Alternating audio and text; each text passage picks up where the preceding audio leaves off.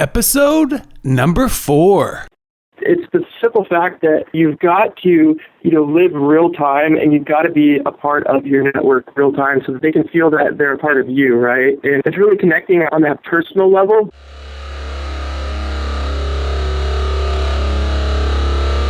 Welcome to the Be Real Show with Travis Too Tall and Huff, where we talk about solutions, tips, and tricks for social marketers and businesses.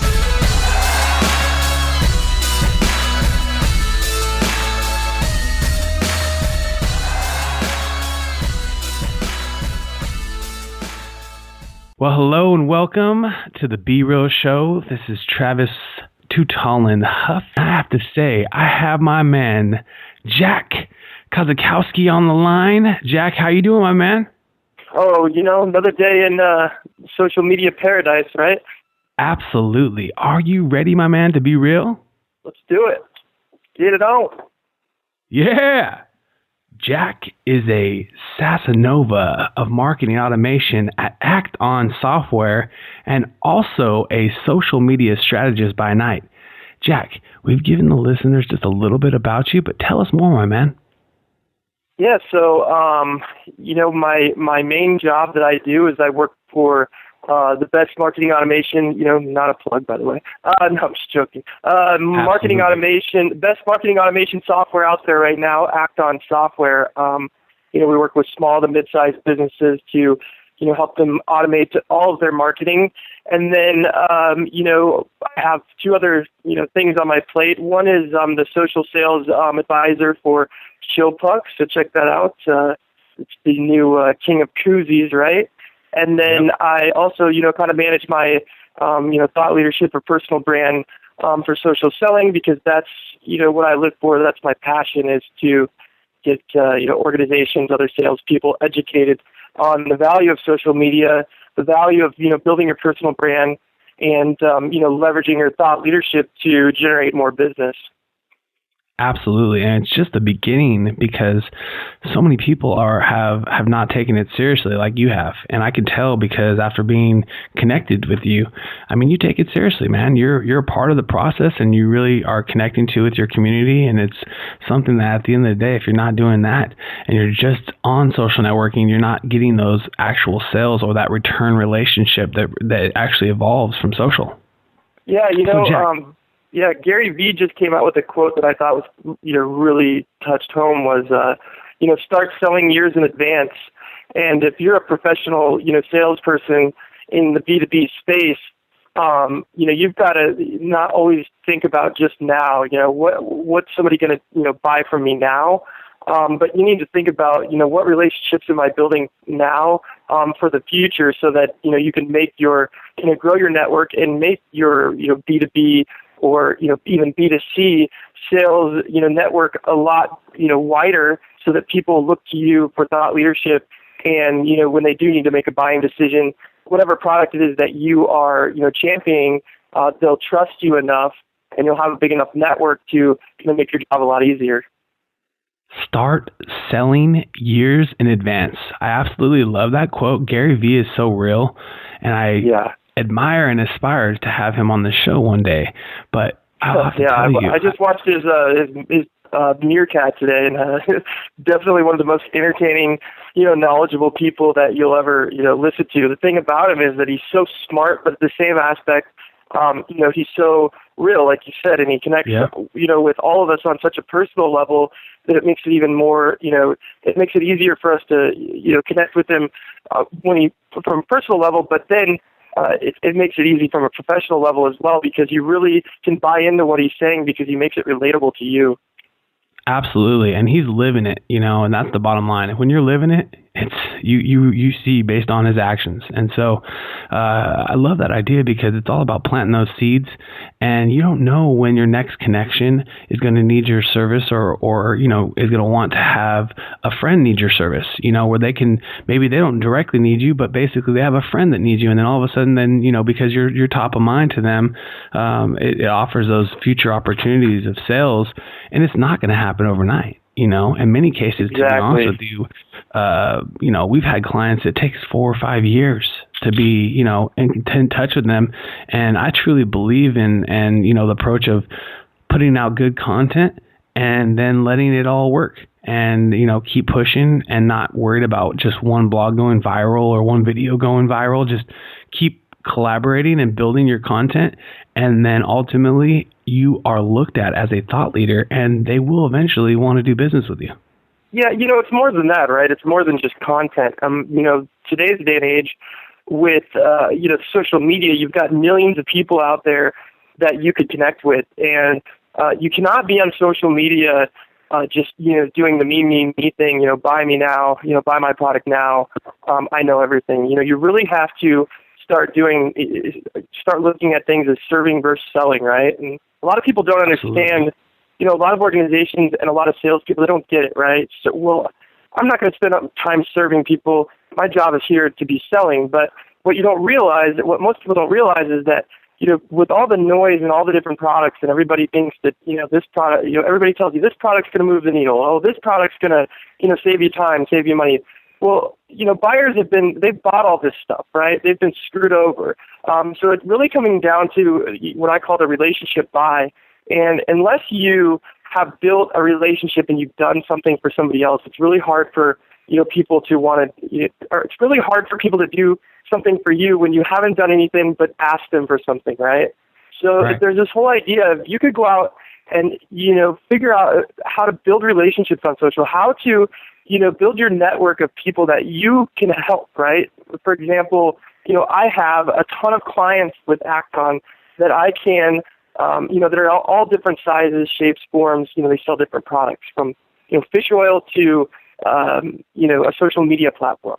Well, when I get on the phone with, other companies or other sales reps and I look at their product, my first thing in my mind is not that I'm going to sell them, but my first, thought is, how could I help them get connected with one of my customers, right, that they could leverage this to be more successful? So I could really be helping two people at one time. And if I have that mentality, and I do this, 8 times a week, and I'm really just reaching out to help people and build a new relationship, imagine what my network would look like in 2 years, right? And people would look at me less as a salesperson and more as a connector and a helper. And really, you help enough people, and it's just, it's human nature that once you help somebody, people will help you back, right? So if you can get into that mentality now, it's going to do wonders for people in the next, year or two. And it's not going to be immediate, and that's okay. You still got to, in sales, do your now stuff, right? Push this sell now. But you also need to have a whole, other spectrum of, people that you're just helping and you're not talking about your product and you're just genuinely trying to, connect people that, could be of value to each other. Absolutely. And because we have that ability to connect, just because it's through the internet doesn't mean it's not personal. Like you said, you're genuinely helping someone and not asking for anything. And what that momentum is going to build for you in the following years is going to be tremendous. It already is, but it's going to even be more because it's the power of multiplicity. It's just like the stock market and compounding. You're compounding the favors and giving. You're giving, and you're not asking for anything. And you know what? When people need you, here you are. And you know what? When they need your product, here you are. And you don't have to sell. And yeah, of course, there can be good opportunities to do promotions and things like that to maybe pique some additional interest. But I think the power of just giving back in social networking and just tagging the people that you love and really talking about the things you love and less thinking about how it's going to turn as ROI and things like that, it goes immensely. Well, my thing is, how can you, as a salesperson in this day and age, how can you understand your buyer unless you're looking at, their product or, what they need from a helping standpoint, right? Where you step back and you just say, okay, I'm going to look at what you have to offer. I'm going to give my feedback, and then I'm going to see who would be of value to help, that you could help with your product, right? If you understand all of that first from a non-salesy standpoint, as you're going through that, it's really a great way to do discovery, and it's a great way to do a really, really in-depth discovery, because by the time you get through that process and you've really, genuinely tried to understand their product and who would get value out of it, it will really start to make sense of whether or not you could add value to this person's process or not as well. From a sales standpoint, most salespeople, we get on a call, we spend 5 minutes in discovery, and we get right into our product, and we just throw up on somebody. And we can never figure out why we never get any further in the process, sales process. We can never figure out why those people went dark. Well, if you step back, it's really common sense. It's pretty simple, right? We never, ever took the time to really understand their product, and from a point of view of how it would be of value to somebody else. And once we do that, then everything else will click, and it'll make sense on, how we could add value into that as well. I love that. Taking a step back and really thinking how you can add value to someone else and connect them to someone else to build value. And then they will want to maybe possibly want to do something with you. So that is wise advice, Jack. And I'm really excited to see what happens with your network in the future, because I believe what you're doing and I see it personally being connected to you. And I know that the future is going to be bright for people like us that are taking it seriously, connecting genuinely, and giving back with no purposeful intentions for ourselves, but just to give back. And so now take us to a Be Real story. Take us to a moment where you felt like maybe you failed at social marketing. I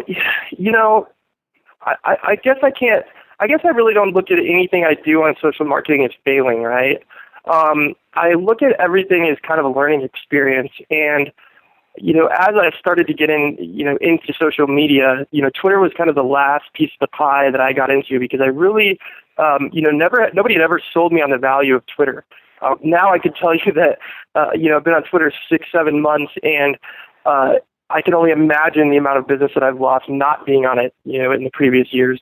But I noticed one thing with Twitter is that, there's so much, trial and errors to figure out your network and to figure out what, your network really is going to get value out of. So, there's been a lot of trial and error. I've failed a lot of times with, different posts and so forth. But, as far as social media marketing goes, I don't really look at anything as a failure. I think, everything is just a learning experience, and it just makes me stronger. I completely agree. I think the only thing that we fail at is things that we can learn from. And the biggest failure, if you're listening to this and not taking what you're, maybe losing at, maybe your content's not striking your audience, or maybe you're just feeling like you put all this effort in and it's not, working. Part of the process in social is about the distribution. It's about the effort. And if you haven't done the favors like my man Jack is doing on a weekly and daily basis, people don't have a reason to care about you and share your message, retweet, talk about it. And that's the part of the difference between someone that really has a connected network and someone that has just a network of people. And sorry, go ahead. Oh, go ahead. Yeah, no, we're all building our networks, but it's just a matter of the fact that at the end of the day, a connected network is stronger than just a big network. Yeah, I just wrote an article about my kind of basic social selling process, and I would say that there's two areas where people really fail in social media, and the number one way is that they don't listen properly, right? And, social media is all about listening. I leverage social media for one reason, because I want to build relationships. I want to build solid relationships. I'm not going to say that my relationships are always like a targeted audience, but I try to keep it a targeted audience towards, what I'm good at, what I think people would get value out of. For me, it's social selling, social media, and, marketing automation, right? But most people don't listen to what people are saying or what's important to people. They don't leverage it as a research tool, right? People are on social media telling you what's important to them, right? What's of value to them. Most salespeople are not picking up on that and properly engaging with those people and getting their attention through something that they've already told you is important to them, right? So I think that, the major piece of the pie is you've always got to be listening, and you've got to be listening correctly. And then the second piece is you've got to leverage that information to, get engagement. And sometimes that engagement is not just, conversing with them. sometimes that engagement is sharing a piece of content that might be important to that person, right? Or going out and getting something that's visual, infographic, or some piece of eye grabbing, something that's eye grabbing, and will catch somebody's attention because you've purposely planted that seed because you listened properly to know that that's what's important to them. And Absolutely. That's what they'll get value out of. 50%, Dave Kerpen, I remember he said that in one of his talks, was his early on talks, back in 2009 when we first started our companies. And I remember listening to him say that, 50% of all social networking should be listening. And so many brands, and I'm guilty, and our teams are guilty, I'm sure, of being the first one to tell you that. Of course, amplification and posting is something that everyone likes doing because they want to see if their post gets more love and their blog gets more love. But there's a huge value in sitting back and really looking at your monitors and seeing who's talking about your pain points, who's talking about the things that you can help them with, like you mentioned, and who you can maybe connect them to help them with those pain points, and really spending more time doing that than worried about posting. And also the biggest thing I also see a huge neglect on is a lot of people are not willing to reply to the people that are supporting them. And it's not just replying, right? It's replying with the correct message, and right, showing that person that you've done your research. Yeah, not just like thank you for following, thank you for following, thank you for following, thank you for following, thank you for following, thank you for following. Hey Joe, hey, Travis, hope you're having a great day today. Thanks for using our product. Hey Jack, how's the weather out there in Arizona? Just simple questions that are not something that, it can't be done. It's just a lot of people are automated to a highest level. And I believe in automation. I definitely do think that automation is key and crucial for all marketing. And what you guys are doing at Act On is amazing for businesses. It's just a matter of there's a certain piece when you're talking with social specifically, when someone's, taking the time to let's just say share your blog on Twitter and share your LinkedIn blog, and they're tagging you on Twitter, and they have it, whether they have a small following or a big following, they've tagged you on Twitter. They've also now shouted you out, and they're also giving you love to your blog. And when that happens, you have to thank them authentically, and try to build a relationship with that person, not only just to follow them, but I think to really maybe possibly, leverage the fact that this person will be maybe sharing more content of yours. Well, you need to treat advocacy like gold, right? With all the noise on Twitter and Facebook and even LinkedIn now, right? It's just crazy on LinkedIn. I can barely even find anything on there anymore because there's so many so much things going on.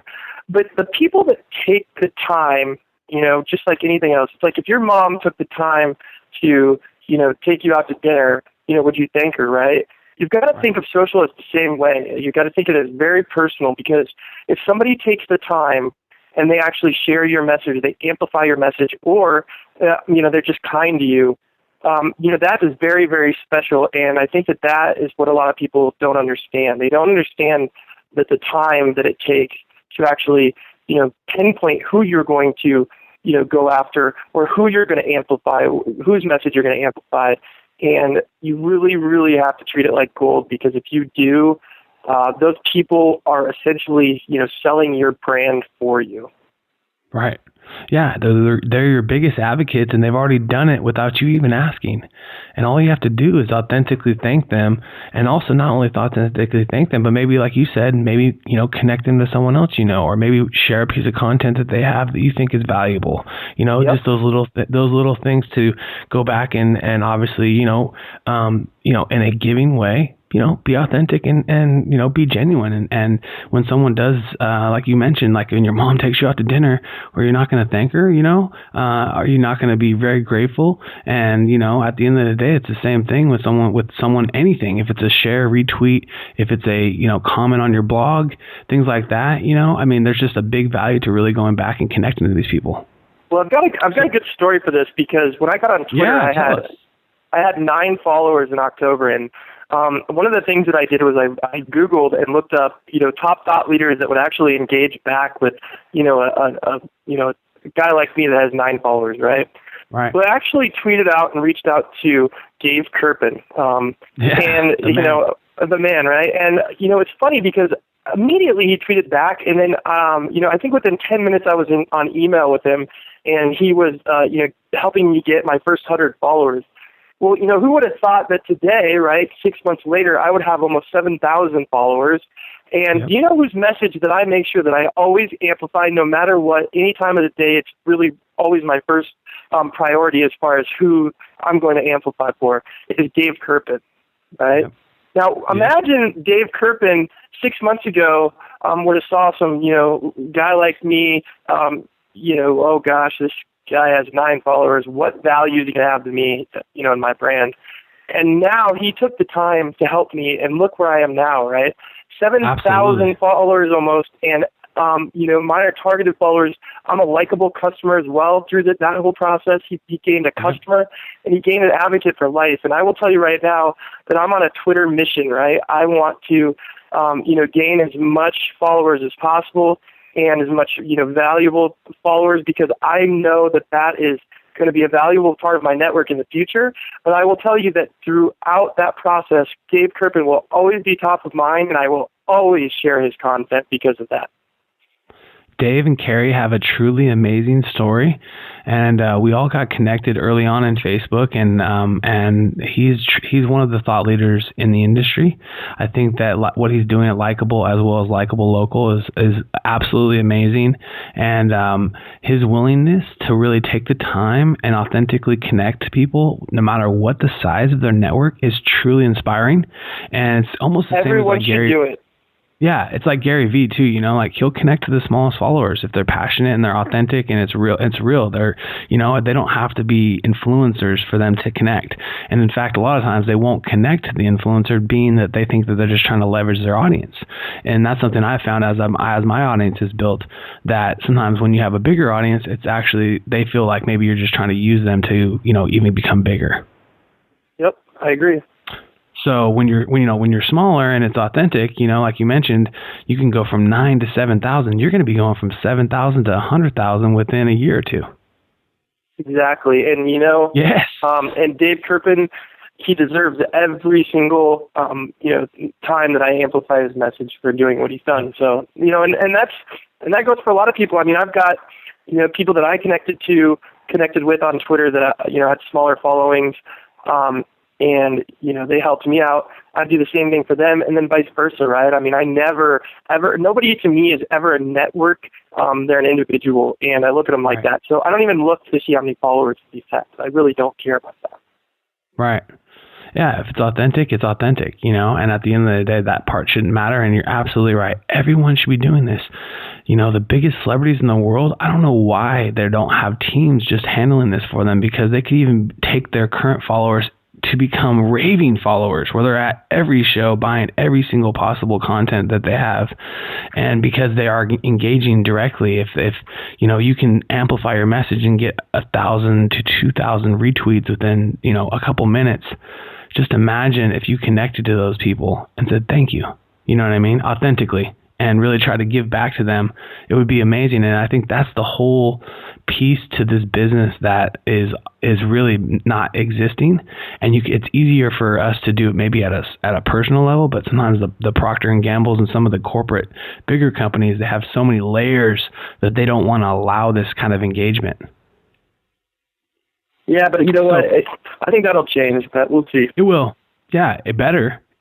I mean, guys like me and you are proving that, if you're not doing it, if you're not taking it seriously, you're going to get replaced, and the thought leaders at the social marketing managers and digital marketing directors that aren't pushing back to their corporate CEOs and telling them, hey, we need to start spending more time and engaging, and not be afraid to comment back to people. Because I've heard that many a times where the CEOs don't want to comment back unless it's like a super positive, comment. On everything else, they're not saying anything, positive or negative. And it's depressing, to be honest with you, because you have thousands of comments that could be built as almost 10 times more as far as engagement. And also, I think, in my always opinion, is when a brand communicates back to me, I feel like that's like priceless. Just like you mentioned your experience with Dave, I feel the same way about when I've connected to a brand and they've responded back or retweeted or something like that.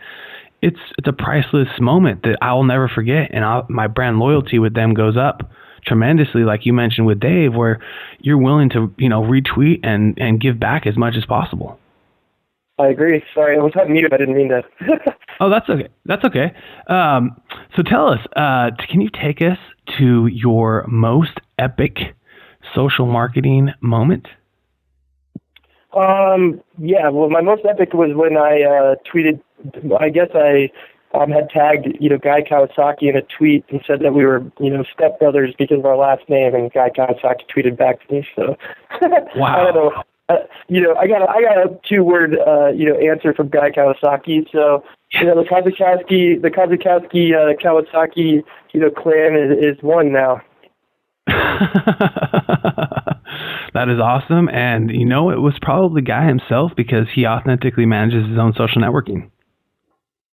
Yeah, he's, I would say that he's, I've tweeted to him multiple times since, and I've never got any love back. So, I'm waiting for that day where we can reunite. Where you guys can connect. There you go. We're going to enter your mind with some B-realisms.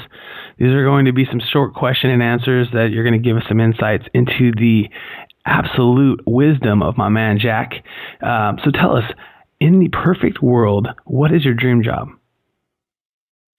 In the perfect world, my dream job, that's tough. I would love to, help, brands, especially B2B SaaS, understand the value of leveraging social media properly to connect with buyers and, to get the value, to see the value of, relationships and serving versus selling, over immediate profits, because, I know that serving versus selling in the long run is going to take your company to the next level, and your profits will have a higher return versus, the me thing that's going on right now with most brands. So I would love to be able to help, pioneer and be a thought leader in that space to really help brands understand that value. And I think you already are, my man, to be honest with you, because what you're doing already, if people are listening to this podcast, you got to go follow what my man's doing, because he is going to be and is a thought leader in selling without thinking about selling, and you're basically taking it down to really connecting to humans and really being someone of help. And that takes away having to sell, and people will want to do business with you and want to help you because you've done nothing but help them. So take us to how you typically like to start your day. That's funny. My day, don't tell my wife this, but she already knows and she complains about it. But my day is usually I check my Twitter right away. Make sure that I, get in touch with anybody that's, engaged, or, get my content ready to go. I'm a huge Buffer fan, so I like to get my buffers fired up. And then, I kind of, I love Instagram. I've really got into Instagram, so, I'd love for people to follow me at Jack Kosakowski 1. But I love to, get everything kind of prepared for the day, because, being a boots on the ground salesperson, I really don't have the time to just all day long be on social, even though it might look like it. But, I've got to really prepare and, make sure that my, social media channels are on, firing on all cylinders at all times. Right. And planning and preparation is everything with social. If you don't think you have time to manage social, then you're not managing time wisely, because essentially you can plan, like you've mentioned, with tools that are out there to really have a presence throughout the day, even if you're busy. Well, I think it's all about visibility. I think that's what social media gives to brands and individuals, is it allows you to be visible at all times, right? When a buyer is ready to buy, you've got to be, everywhere. So when a buyer is ready to buy, or they have, questions, or you're sparking curiosity, you don't want your competitor to be there. You want to be there. And if you're not visible at all times, that will really kill you. And in the end, a lot of companies don't, they don't have that in their plan as a revenue leak. And really, that is a revenue leak. Visibility is killing deals for you that you're not even getting into. You don't even know that you're losing. Right. Yeah, absolutely. I mean, it's the honest truth, and that's why you have guys like Gary Vee. He's so visible that's why he's built VaynerMedia from when it was 6 years ago, and it's completely one of the top digital advertising agencies in the world now. Yep, and so the thing about Gary Vee is he's always visible. Exactly. He's everywhere, and he's everywhere. Yep, and Snapchat. He sparks curiosity at all times. Yeah, and I love Gary Vee because he's so authentic. He doesn't worry about editing.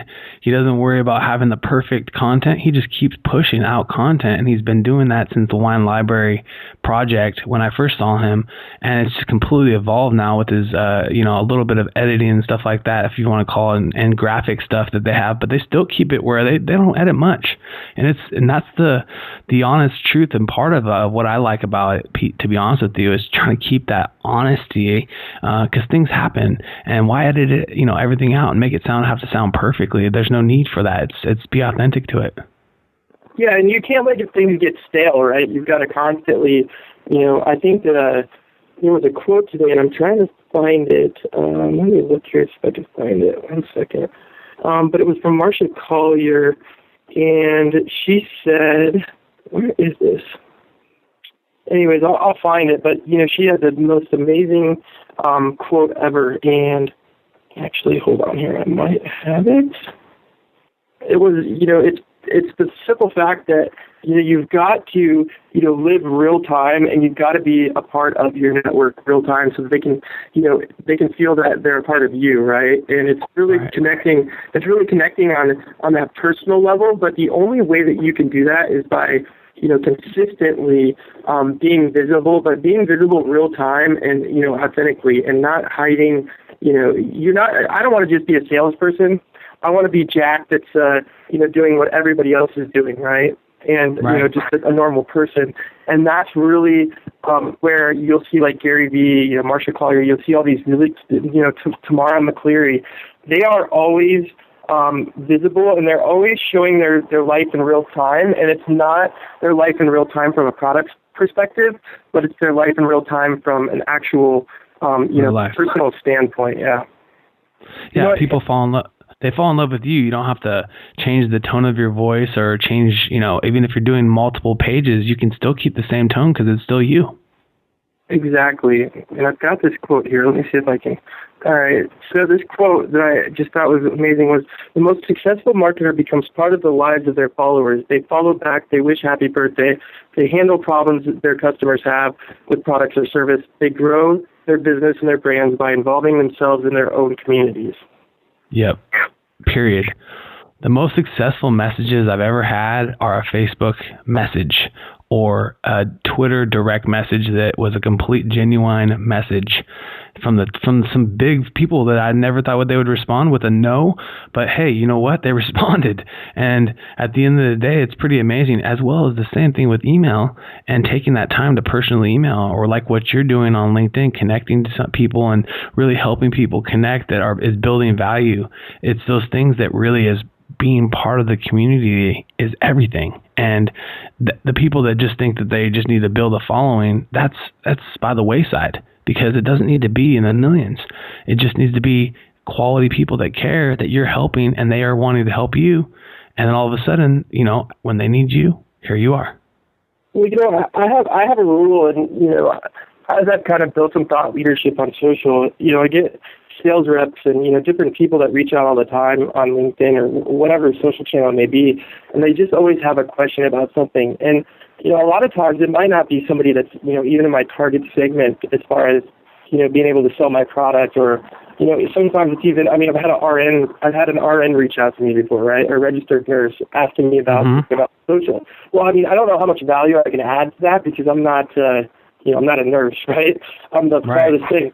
But, have these conversations, and I make it a rule that I always have 10 minutes for anybody and everybody, no matter how, busy I am, no matter what circumstance. And I've found that to just be one of the most, amazing feelings, because it's funny that I can, connect with people that, are outside of, my thought leadership or my realm, and I can still, find value in conversation from what they have to say. Sometimes they bring up valid points, or I can just, give them some, simple tips or, simple advice that, really goes a long way for them. And that's really where, social comes in. I hope that anybody that wants to be, a thought leader on social looks at it as more of a servant role and less of a self-serving role, because in the end, that's what it's all about.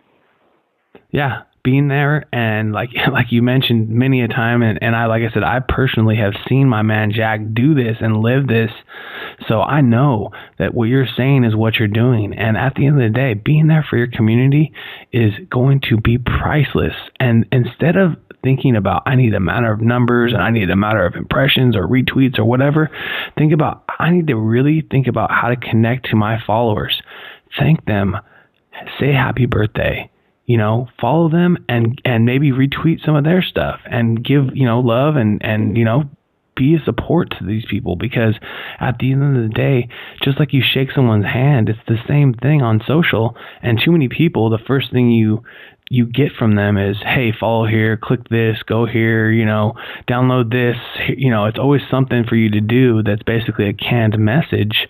And too many times, and not very often enough, is it just an authentic question. And I like what you said about giving that 10 minutes of time to anyone, because I think that's something I'm going to even try to be more thoughtful of as, people hit me up and I feel like sometimes I'm just like, oh, I'm too busy. I just have to, refer them to this person, or just sometimes I'm just like, hey man, well, let's connect in a month, or you know what I mean? And I feel like there's maybe a real value of taking that extra time, even if it's someone that is not in, like you mentioned, your thought industry, just to see what they have to say, and maybe there's a way that you can connect them to somebody. Yeah, I mean, that's the only way that you should be looking at it. It's not the days of the spray and pray your message and hope that you're going to get some business out of it, or you're going to get thought leadership that people are going to respect you. Those days are over. You can't hide on social, right? Your true colors will always come out, and you've got to make sure that you practice what you preach, and I strongly believe in that. Absolutely. Well, thank you so much for your honest conversation here. We're going to actually get into our hot seat, and we're going to get into some phenomenal resources and maybe some helpful tips and advice that you can share quickly with our audience. So do you have a favorite tool or app besides Buffer, because I know you're a Buffer fan, that you like to use on a daily basis? Yeah, I'm a huge fan of Topsy, a free, content. I guess, have you used Topsy before? Yes. Okay. So I don't know. Like a content management. Yeah, sometimes I don't know how to explain it, but anyways, it's a great tool to, leverage, certain key terms that you want to find, content for, that's really getting a lot of buzz on, online. So it's kind of the same thing as BuzzSumo, but it's free. So it's a lot, obviously it can save you a lot of money because it's free, but at the same aspect, it's really super easy to use, and it'll really, quickly give you a whole content library of what's hot right now. I'm also a huge fan of Canva, for creating, graphics and so forth. I'm not a graphic designer by any means, but it's great to, create things on the fly. And then, I use Crowdfire to kind of manage my, followers. Real simple, real easy. It's like $4.99 from a month or something.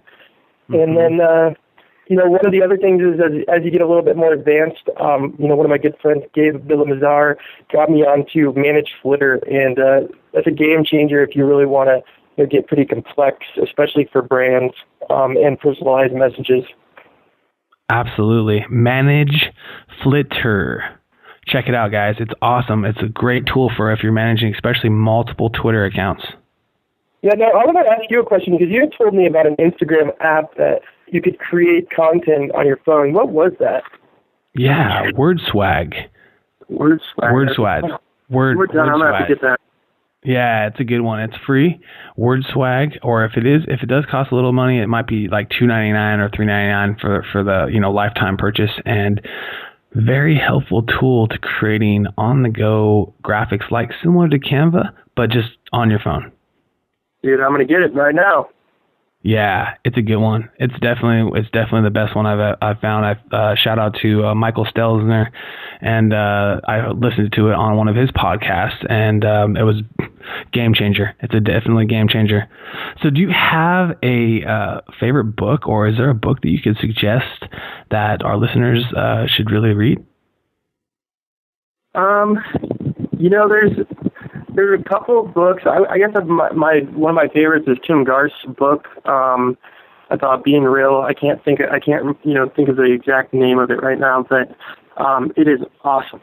So if you get a chance to take a read, it's real quick, it's real easy, but it really will tell you kind of rules to kind of follow on being authentic and being yourself on social and why that's so important. Absolutely, and I'm very excited. We are going to interview Kim next week, and I'm pumped. Yeah, I'm pumped up just to get her thoughts, and I've always, been inspired by what she's done, and her message has been so helpful. We take a lot of the content and ideas that she has and try to apply them to our campaigns, and just like we're doing with Michael and a lot of the different thought leaders out there that are writing content. And that's why the positive thing about writing content is because you have companies like ours, and you have agencies, and you have marketing firms, and you also have CEOs and marketers that are reading your content and applying these to your campaigns, to future campaigns, and you're inspiring others through your thoughts, which is wonderful. And that one of my most favorite things about writing content is being able to hopefully inspire others. Yeah, I mean, I would say inspire, but also educate, right?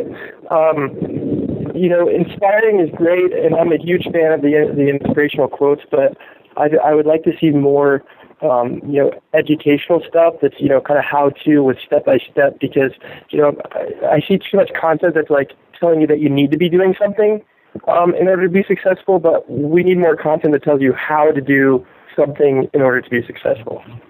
I like that. And I think that's a good perspective that I think that I'm going to have to even maybe apply into some of our blogs, because that is one thing that I think people always have asked me, and I sometimes hold those, if you want to call it, insights to myself, and I feel I maybe need to start putting out some more of how to get it done, how to get a retweet from your favorite, follower kind of thing, and really kind of put it in nuts and bolts where people can take it and apply it to their campaigns, or just apply it to their personal social networking. Exactly. I love to show examples. When I write content, I always show examples because I think that that's where the power is. Yep. Yeah, the testimonial, the success or failure, or if like you mentioned before, nothing really is a failure in social because it's all a learning lesson. So tell us, exactly. if you could sit down right now and have dinner with anyone in the world, who would it be? Oh man. That's crazy. You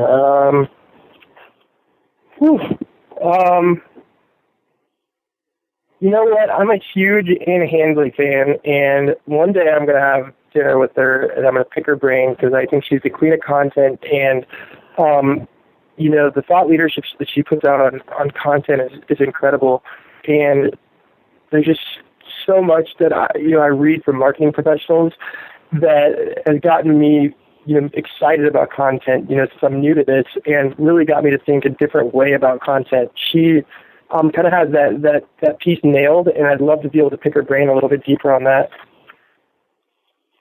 Absolutely. And I've one of our guests, Michael Brenner, was talking about his experience with Anne and wanting to meet her, and he finally got a chance to meet her at a conference, and then from there it just kind of spun into eventually she was retweeting some of his content, and it was like a mutual friendship that happened. And it's just amazing what can happen from social, getting connected on social, and then from that going to offline or connecting someone on the phone even, and then being able to then have that deeper relationship with them beyond just a social icon image and things like that. And then that person, from that point forward, really be, a friend and an advocate. It's amazing. 100% agree.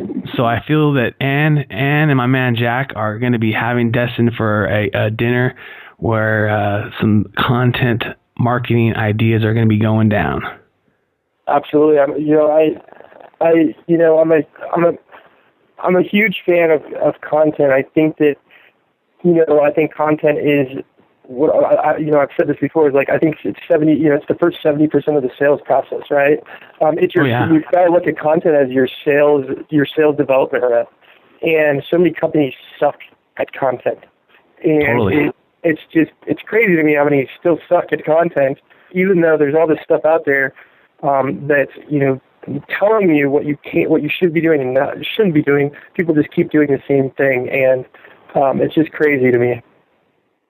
I completely agree, and it's really sad, and it benefits us, guys like us that are still, in the beginning of our early stage careers, but we're able to really understand the value of this content and take it seriously, and we're both practicing it, and you're practicing what you preach. Like I said, guys, I see what Jack's doing, and he is on the way, and he is already making it happen. And it's just the beginning, and that's the always thing I tell everybody I even talk to. It's just the beginning for us. Even at Real Time, anything that we're doing, I always tell people, like our team, hey, you might think this is a lot right now, and you have a lot of clients, and things are getting busy, but it's just the beginning. If we take it more serious, we're going to just get more. Yeah, I mean, every day, no matter what business you're in or what brand you are, you could be hot one day and the next day you're not, right? So exactly, you've really got to stay engaged. You've really got to keep visible. And if you don't, unfortunately, if you're not visible, that means you've disappeared, right? Exactly. Yeah. You have a brand like Blockbuster, unfortunately. Not that I'm not a huge fan of Blockbuster when I was a kid, but things have changed. And if you're not thinking about that as your business and being humble and agile and being grateful, but then also knowing that this is just the beginning, especially in this social and content era, all the things we've talked about today. I mean, you can go in one of those industries and serve it really well, just being someone that's on outreach, and just be a company that just helps people with social media outreach. You know what I mean? And there's just so many different verticals within social and content to focus on that I feel with the change in media and marketing, there's going to be a lot more need for people like yourself that really can help them strategize through this all. So tell us, is there a skill that you wish you had? Do you want to be a karate master, or is there something you wish you'd love to do? No, you know what? I'm really happy with where I'm at today. Nice. I really don't have, I love to be on social, man. I love to, I love to be part of social evolving. So however I fit into that, I guess my dream job would be to work at Twitter. Nice. There you go. Hey, that's cool. I would love to work at Twitter someday, because I think that Twitter's got one missing link, and that's, a vision and thought leadership towards educating people on the value and how to use Twitter. I think that they're missing that piece of the pie, and I'd love to be able to help them fix that. So #Twitter, @Twitter. If you guys are listening, my man Jack, you guys need to connect, because what he is doing, he is living what he's doing, and he could take what you guys have as a platform to the next level. Because if you can bring that authenticity and teach people the true value, and then also maybe teach them the steps that it takes, hey, that's the missing link for business, I think, on Twitter. 100%. Well, thank you for the plug. So if you know anybody at Twitter, tell them that, #Twitter. We're going to be doing a number of tweets, and so we're going to definitely have to hashtag them and also tag their URL. All right. So then also, good. If you could give us one last parting piece of advice, any last real talk thought, and then also, how can people connect to you? Oh, so one of my I guess mantras that I live by is that no matter who engages with me, I engage back. So you can reach me on Twitter at Jack Kosakowski 1, or you can reach me on Instagram at the same. And if you engage, I'll engage back. I promise you that. That's how I built my brand. That's how I live my brand. And I will never be too busy for my network. I absolutely love it. And like I said, guys, throughout this interview, Jack is living this. He is breathing this. He is sweating this. And he's putting out every effort all day long. And I see it. I personally get the chance to see it because I'm connected to him. So please take the time to connect to him. And also, you guys have been hanging out with my man, Jack Kosakowski and Travis Tutalin Huff. I want to thank you guys for your time and always keep being real. This podcast is proudly sponsored by realtimeoutsource.com.